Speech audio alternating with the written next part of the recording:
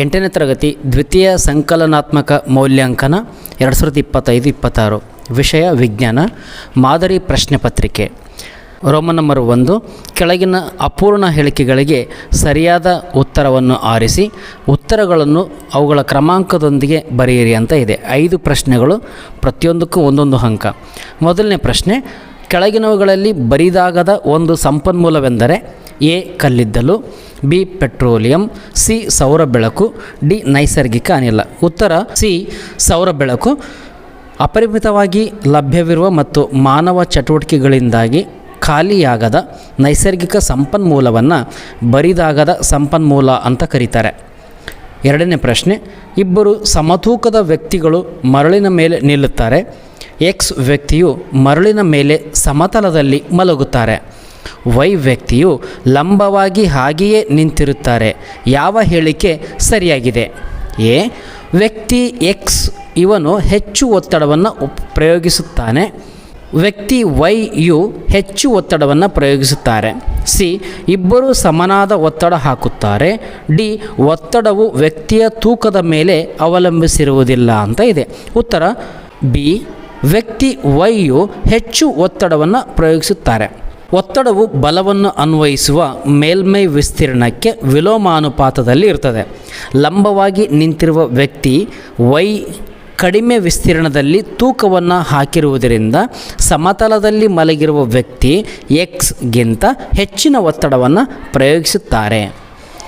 ಮೂರನೇ ಪ್ರಶ್ನೆ, ಬೋರ್ಡಿನ ಮೇಲೆ ಕೇರಂ ಆಟವನ್ನು ಆಡುವಾಗ ಅತಿ ನುಣುಪಾದ ಪೌಡರನ್ನು ಸಿಂಪಡಿಸುವುದು ಏಕೆಂದರೆ ಎ ಕೇರಂ ಪಾನ್ಗಳ ಚಲನೆಯನ್ನು ಕಡಿಮೆ ಮಾಡುತ್ತದೆ, ಬಿ ಆಟದ ಕ್ಷಮತೆಯನ್ನು ಹೆಚ್ಚಿಸುತ್ತದೆ, ಸಿ ಆಟವಾಡುವಾಗ ಸುವಾಸನೆಯನ್ನು ಉಂಟು ಮಾಡುತ್ತದೆ, ಡಿ ಕೇರಂ ಬೋರ್ಡ್ನ ಉತ್ತಮ ಸ್ಥಿತಿಯನ್ನು ಕಾಪಾಡಲು ಅಂತ ಇದೆ. ಇದಕ್ಕೆ ಉತ್ತರ ಕೇರಂ ಪಾನ್ಗಳ ಚಲನೆಯನ್ನು ಕಡಿಮೆ ಮಾಡ್ತದೆ. ಪೌಡರ್ ಮೇಲ್ಮೈಯನ್ನು ನುಣುಪಾಗಿಸಿ ಕೇರಂ ಪಾನ್ಗಳ ನಡುವಿನ ಘರ್ಷಣೆಯನ್ನು ಕಡಿಮೆ ಮಾಡ್ತದೆ. ಇದರಿಂದ ಅವು ಸರಾಗವಾಗಿ ಚಲಿಸ್ತವೆ, ಅಂದರೆ ಚಲನೆಯನ್ನು ಹೆಚ್ಚು ಮಾಡ್ತವೆ ಅನ್ನೋದು, ಘರ್ಷಣೆಯನ್ನು ಕಡಿಮೆ ಮಾಡ್ತದೆ ಅನ್ನೋದು. ನಾಲ್ಕನೇ ಪ್ರಶ್ನೆ, ಮರುಭೂಮೀಕರಣಕ್ಕೆ ಮುಖ್ಯ ಕಾರಣ ಎ ದನಕರುಗಳಿಂದ ಅತಿಯಾಗಿ ಹುಲ್ಲನ್ನು ಮೇಯಿಸುವಿಕೆ, ಬಿ ಹೆಚ್ಚಿನ ಮಳೆ, ಸಿ ಹೆಚ್ಚಿನ ಗಾಳಿ ಬೀಸುವಿಕೆ, ಡಿ ಕಾಡುಗಳ ನಾಶ. ಉತ್ತರ ಡಿ ಕಾಡುಗಳ ನಾಶ. ಅರಣ್ಯ ನಾಶ ಅಥವಾ ಕಾಡುಗಳ ನಾಶವು ಮಣ್ಣಿನ ಫಲವತ್ತತೆಯನ್ನು ಕಡಿಮೆ ಮಾಡಿ ಭೂಮಿಯನ್ನು ಮರುಭೂಮಿಯನ್ನಾಗಿ ಮಾಡಲು ಪ್ರಮುಖ ಕಾರಣವಾಗಿದೆ. 5 ಯಾವುದೇ ಮೇಲ್ಮೈ ಮೇಲೆ ಪತನಗೊಳ್ಳುವ ಬೆಳಕಿನ ಕಿರಣವನ್ನು ಹೀಗೆಂದು ಕರೆಯಲಾಗುವುದು?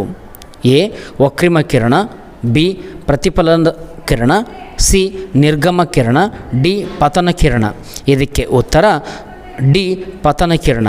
ಯಾವುದೇ ಮೇಲ್ಮೈ ಮೇಲೆ ಬಂದು ಬೀಳುವ ಬೆಳಕಿನ ಕಿರಣವನ್ನು ಪತನ ಕಿರಣ ಅಂತ ಕರೀತಾರೆ.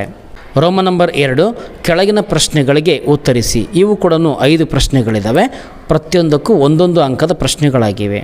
6ನೇ ಪ್ರಶ್ನೆ, ಕ್ಲಾಮಿಡೋಮೋನಾಸ್ ಸೂಕ್ಷ್ಮ ಜೀವಿಯ ಚಿತ್ರವನ್ನು ಬಿಡಿಸಿ. 6 ಕ್ಲಾಮಿಡೋಮೋನಾಸ್ ಒಂದು ಏಕಕೋಶೀಯ ಹಸಿರು ಪಾಚಿಯಾಗಿದೆ.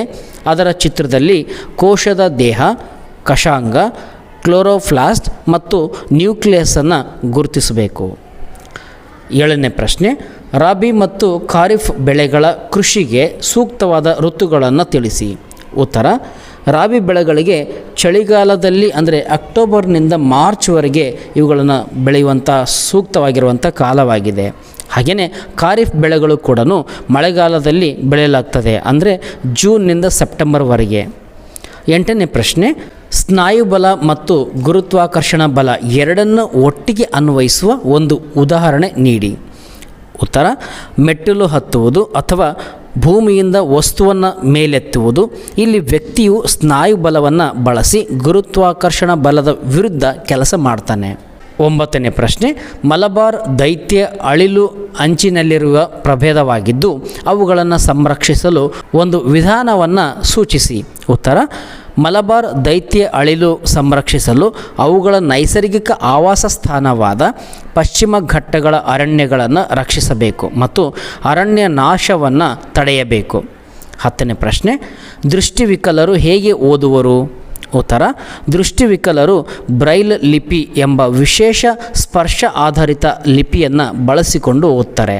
ರೋಮ ನಂಬರ್ 3 ಕೆಳಗಿನ ಪ್ರಶ್ನೆಗಳಿಗೆ ಉತ್ತರಿಸಿ. 2 ಅಂಕದ ಪ್ರಶ್ನೆಗಳು, ಒಟ್ಟು 6 ಪ್ರಶ್ನೆಗಳು, 6 × 2 12 ಅಂಕಗಳು ಬರ್ತದೆ.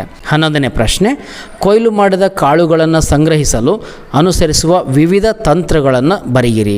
ಕೊಯ್ಲು ಮಾಡಿದ ಕಾಳುಗಳನ್ನು ಸಂಗ್ರಹಿಸಲು ಅನುಸರಿಸುವ ವಿವಿಧ ತಂತ್ರಗಳು ಇಲ್ಲಿವೆ. 1. ಒಣಗಿಸುವುದು, ಅಂದರೆ ಕಾಳುಗಳನ್ನು ನೇರ ಸೂರ್ಯನ ಬೆಳಕಿನಲ್ಲಿ ಚೆನ್ನಾಗಿ ಒಣಗಿಸಿ ತೇವಾಂಶವನ್ನು ತೆಗೆದುಹಾಕಲಾಗ್ತದೆ. 2. ಶುಚಿಗೊಳಿಸುವುದು, ಇದರಲ್ಲಿ ಕಾಳುಗಳಲ್ಲಿರುವ ಕಸ, ಕಡ್ಡಿ ಮತ್ತು ಕಲ್ಲುಗಳನ್ನು ಬೇರ್ಪಡಿಸಲಾಗ್ತದೆ. 3. ಅಗತ್ಯವಿರುವ ಕಂಟೈನರ್ಗಳು, ಇವು ಒಣಗಿದ ಕಾಳುಗಳನ್ನು ಲೋಹದ ಪೆಟ್ಟಿಗೆಗಳು, ಪ್ಲಾಸ್ಟಿಕ್ ಡ್ರಮ್ಮುಗಳು ಅಥವಾ ದೊಡ್ಡ ಗೋಡೌನ್ಗಳಲ್ಲಿ ಸಂಗ್ರಹಿಸಲಾಗ್ತದೆ. 4. ರಾಸಾಯನಿಕ ಸಂಸ್ಕರಣೆ, ಸಂಗ್ರಹಿಸಿದ ಕಾಳುಗಳಿಗೆ ಕೀಟಗಳು ಮತ್ತು ಬೂಸ್ಟ್ ಬರದಂತೆ ತಡೆಗಟ್ಟಲು ಸೂಕ್ತ ರಾಸಾಯನಿಕಗಳನ್ನು ಬಳಸಲಾಗ್ತದೆ. 12ನೇ ಪ್ರಶ್ನೆ, ವಸ್ತುಗಳ ಮೇಲೆ ಬಲದ ಯಾವುದಾದರೂ 2 ಪರಿಣಾಮಗಳನ್ನು ಪಟ್ಟಿ ಮಾಡಿ. ಉತ್ತರ, ವಸ್ತುಗಳ ಮೇಲೆ ಬಲವು ಉಂಟು ಮಾಡುವ 2 ಪರಿಣಾಮಗಳು ಇಲ್ಲಿವೆ. 1. ಚಲನೆಯ ಸ್ಥಿತಿಯಲ್ಲಿ ಬದಲಾವಣೆ, ಬಲವು ನಿಶ್ಚಲವಾಗಿರುವ ವಸ್ತುವನ್ನು ಚಲನೆಯಲ್ಲಿ ತರಬಹುದು ಅಥವಾ ಚಲಿಸುತ್ತಿರುವ ವಸ್ತುವನ್ನು ನಿಲ್ಲಿಸಬಹುದು. 2. ಆಕಾರದಲ್ಲಿ ಬದಲಾವಣೆ, ಬಲವು ವಸ್ತುವಿನ ಆಕಾರ ಅಥವಾ ಗಾತ್ರವನ್ನು ಬದಲಾಯಿಸಬಹುದು. 13ನೇ ಪ್ರಶ್ನೆ, ಮರು ಅರಣ್ಯೀಕರಣವು ಸಸ್ಯವರ್ಗ ಮತ್ತು ಪ್ರಾಣಿ ವರ್ಗಗಳ ಸಂರಕ್ಷಣೆಯಲ್ಲಿ ಹೇಗೆ ಸಹಾಯ ಮಾಡುತ್ತದೆ? ಉತ್ತರ, ಮರು ಅರಣ್ಯೀಕರಣವು ಸಸ್ಯವರ್ಗ ಮತ್ತು ಪ್ರಾಣಿ ವರ್ಗಗಳ ಸಂರಕ್ಷಣೆಯಲ್ಲಿ ಈ ರೀತಿಯ ಸಹಾಯ ಮಾಡುತ್ತದೆ. 1. ಆವಾಸ ಸ್ಥಾನದ ಪುನಃಸ್ಥಾಪನೆ, ಅಂದರೆ ಕತ್ತರಿಸಿದ ಮರಗಳ ಬದಲಿಗೆ ಹೊಸ ಮರಗಳನ್ನು ನೆಡುವುದರಿಂದ ಪ್ರಾಣಿಗಳಿಗೆ ನೈಸರ್ಗಿಕ ಆವಾಸ ಸ್ಥಾನ ಮತ್ತು ಆಹಾರ ಪುನಃ ಸಿಗ್ತದೆ. 2. ಪರಿಸರ ಸಮತೋಲನ, ಇದು ಪರಿಸರದಲ್ಲಿ ಆಮ್ಲಜನಕ ಮತ್ತು ಕಾರ್ಬನ್ ಡೈಆಕ್ಸೈಡ್ ಮಟ್ಟವನ್ನು ಸಮತೋಲನದಲ್ಲಿಡಲು ಸಹಾಯ ಮಾಡ್ತದೆ. 14ನೇ ಪ್ರಶ್ನೆ, ನೀಡಿರುವ ಚಿತ್ರವನ್ನು ಗಮನಿಸಿ. ಯಾವ ಪರೀಕ್ಷಕದ ದಿಕ್ಸೂಚಿಯ ಸೂಜಿಯು ಹೆಚ್ಚು ದೋಷಗಳನ್ನು ಹೊಂದಿರುತ್ತದೆ? ಕಾರಣ ನೀಡಿ. ಉತ್ತರ, ಚಿತ್ರ ಆ ನಲ್ಲಿರುವಂಥ ಪರೀಕ್ಷಕದ ಟೆಸ್ಟರ್, ಅಂದರೆ ಪರೀಕ್ಷಕ ಅಂತಂದರೆ ಟೆಸ್ಟರ್, ದಿಕ್ಸೂಚಿಯು ಹೆಚ್ಚು ದೋಷವನ್ನು ಡಿಫ್ಲೆಕ್ಷನ್ ಅಂದರೆ ಹೊಂದಿರ್ತದೆ. ಕಾರಣ ಇದರಲ್ಲಿ ನೀರು, ಟ್ಯಾಪ್ ನೀರು, ಉಪ್ಪು ನೀರು ಅಥವಾ ಸಮುದ್ರದ ನೀರಿಗಿಂತ ಕಡಿಮೆ ಅಯಾನುಗಳನ್ನು ಹೊಂದಿರುವುದರಿಂದ ಇದು ಉತ್ತಮ ವಿದ್ಯುತ್ ವಾಹಕವಾಗಿರುವುದಿಲ್ಲ.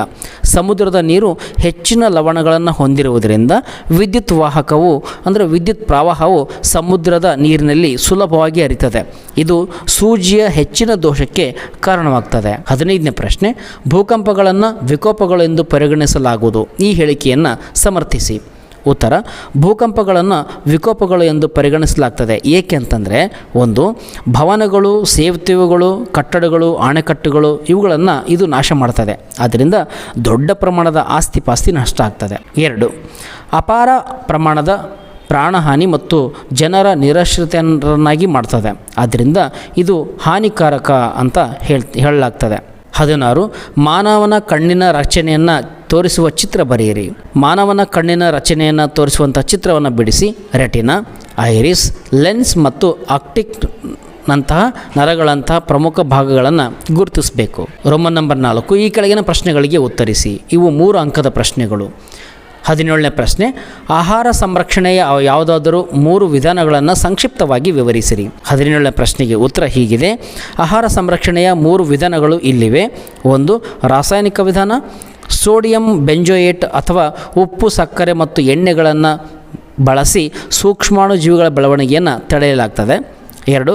ಶಾಖ ಮತ್ತು ಶೀತಲ ಚಿಕಿತ್ಸೆ, ಹಾಲನ್ನು ಕುದಿಸಿ ನಂತರ ಫ್ರಿಜ್ನಲ್ಲೂ ಇಡುವುದರಿಂದ ಸೂಕ್ಷ್ಮಾಣುಜೀವಿಗಳು ನಾಶವಾಗ್ತವೆ. 3. ಪಾಶ್ಚರೀಕರಣ, ಹಾಲನ್ನು ಒಂದು ನಿರ್ದಿಷ್ಟ ತಾಪಮಾನದಲ್ಲಿ ಬಿಸಿ ಮಾಡಿ ತಕ್ಷಣವೇ ತಣ್ಣಗಾಗಿಸುವುದರಿಂದ ಹಾನಿಕಾರಕ ಬ್ಯಾಕ್ಟೀರಿಯಾಗಳನ್ನು ನಾಶಪಡಿಸಲಾಗ್ತದೆ. 18ನೇ ಪ್ರಶ್ನೆ, ಎ. ಘರ್ಷಣೆಯು ಒಂದು ವರವೂ ಹೌದು, ವಿವರಿಸಿ. ಇದರಲ್ಲಿ ಉತ್ತರ, ಘರ್ಷಣೆಯು ಒಂದು ವರವೂ ಹೌದು. ಏಕೆಂದರೆ ನಾವು ನಡೆಯಲು, ವಾಹನಗಳು ರಸ್ತೆಯ ಮೇಲೆ ಚಲಿಸಲು ಮತ್ತು ವಸ್ತುಗಳನ್ನು ಹಿಡಿದಿಟ್ಟುಕೊಳ್ಳಲು ಘರ್ಷಣೆ ಅಂದರೆ ಫ್ರಿಕ್ಷನ್ ಅನಿವಾರ್ಯವಾಗಿದೆ. ಬಿ. ಅಪಕರ್ಷಕ ತೈಲಗಳ 2 ಉಪಯೋಗಗಳನ್ನು ಬರೆಯಿರಿ. ಯಂತ್ರಗಳ ಚಲಿಸುವಾಗ ಭಾಗಗಳ ನಡುವಿನ ಘರ್ಷಣೆಯನ್ನು ಕಡಿಮೆ ಮಾಡಿ ಸವೆಯುವಿಕೆಯನ್ನು ತಡೆಯುತ್ತದೆ. 2. ಯಂತ್ರಗಳ ಭಾಗಗಳು ಬಿಸಿಯಾಗುವುದನ್ನು ತಡೆದು ಇಂಧನ ದಕ್ಷತೆಯನ್ನು ಹೆಚ್ಚಿಸುತ್ತದೆ. 19ನೇ ಪ್ರಶ್ನೆ, ಪ್ಲಾಸ್ಟಿಕ್ ತಟ್ಟೆಯನ್ನು ಸ್ಟೀಲ್ ಚಮಚದಿಂದ ಒಂದು ನಿರ್ವಾತ ಕೊಠಡಿಯಲ್ಲಿ ಬಡಿಯಲಾಗುವುದು. ನೀಡಿರುವ ಹೇಳಿಕೆಯಲ್ಲಿ ಎ ಯಾವ ವಸ್ತುಗಳು ಕಂಪಿಸುತ್ತದೆ, ಬಿ ಶಬ್ದವನ್ನು ಕೇಳುವಿರಾ, ಸಮರ್ಥಿಸಿ ಅಂತ ಪ್ರಶ್ನೆ. ಇದಕ್ಕೆ ಉತ್ತರ ಹೀಗಿದೆ: ಎ ಪ್ಲಾಸ್ಟಿಕ್ ತಟ್ಟೆಯು ಕಂಪಿಸುತ್ತದೆ.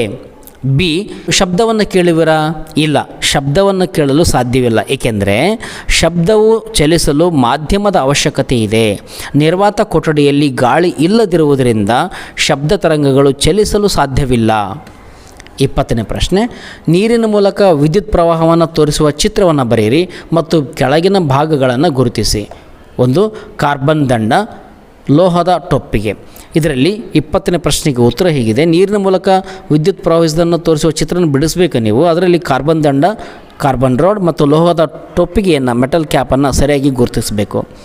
21ನೇ ಪ್ರಶ್ನೆ, ದಿಗಿಲುಗೊಳಿಸುವ ಚಲನಚಿತ್ರವನ್ನು ನೋಡುವಾಗ ಹದಿಹರೆಯದವರು ಭಯಭೀತರಾಗ್ತಾರೆ ಅನ್ನುವಂಥದ್ದಿದೆ. ಅದರಲ್ಲಿಯೇ ಹೃದಯದ ಬಡಿತವನ್ನು ಹೆಚ್ಚಿಸುವ ಹಾರ್ಮೋನನ್ನು ಹೆಸರಿಸಿ ಅಂತ ಕೊಟ್ಟಿದ್ದಾರೆ. ಅದರಲ್ಲಿ ಅಡ್ರಿನಲಿನ್ ಹಾರ್ಮೋನ್ ಅಂತ ಉತ್ತರ ಎ ಆಪ್ಷನ್ನಿಗೆ. ಬಿ ಆ ಹಾರ್ಮೋನನ್ನು ಸ್ರವಿಸುವಿಕೆಗೆ ಕಾರಣವಾಗಿರುವಂಥ ಗ್ರಂಥಿಯನ್ನು ಹೆಸರಿಸಿ. ಯಾವ ಗ್ರಂಥಿ ಅಂತಂದರೆ ಅಡ್ರಿನಲ್ ಗ್ರಂಥಿ ಸ್ರವಿಸ್ತದೆ. ಸಿ ತುರ್ತು ಪರಿಸ್ಥಿತಿಯಲ್ಲಿ ಇನ್ಸುಲಿನ್ ಉತ್ಪತ್ತಿ ಆಗ್ತದೆಯೇ, ಏಕೆ ಅಂತ ಕೇಳಿದ್ದಾರೆ. ಇಲ್ಲ, ಉತ್ಪತ್ತಿ ಆಗೋದಿಲ್ಲ. ಇನ್ಸುಲಿನ್ ರಕ್ತದಲ್ಲಿರುವಂಥ ಸಕ್ಕರೆ ಮಟ್ಟವನ್ನು ನಿಯಂತ್ರಿಸ್ತದೆ ಮತ್ತು ತುರ್ತು ಪರಿಸ್ಥಿತಿಯನ್ನು ಸ್ರವಿಸುವುದಿಲ್ಲ ಅಂತ ಕೇಳಿದ್ದಾರೆ. ಹಾಗೆಯೇ ಈಗ 5ನೇ ರೋಮನ್ ನಂಬರ್ ಮತ್ತು 6ನೇ ರೋಮನ್ ನಂಬರ್ಗೆ ಉತ್ತರ ನಾನು ಡಿಸ್ಕ್ರಿಪ್ಷನ್ ಬಾಕ್ಸಲ್ಲಿ ಕೊಟ್ಟಿರ್ತೀನಿ. ಇದನ್ನು ನೋಡ್ಕೊಳ್ಳಿ, ನೀವೇ ಉತ್ತರಗಳನ್ನ ಕಂಡುಕೊಳ್ಳಿ ಅಂತ ಹೇಳ್ತಾ ಈ ವಿಡಿಯೋನ ಇಲ್ಲಿಗೆ ಮುಕ್ತಾಯಗೊಳಿಸ್ತಾ ಇದ್ದೇನೆ. ಧನ್ಯವಾದಗಳು.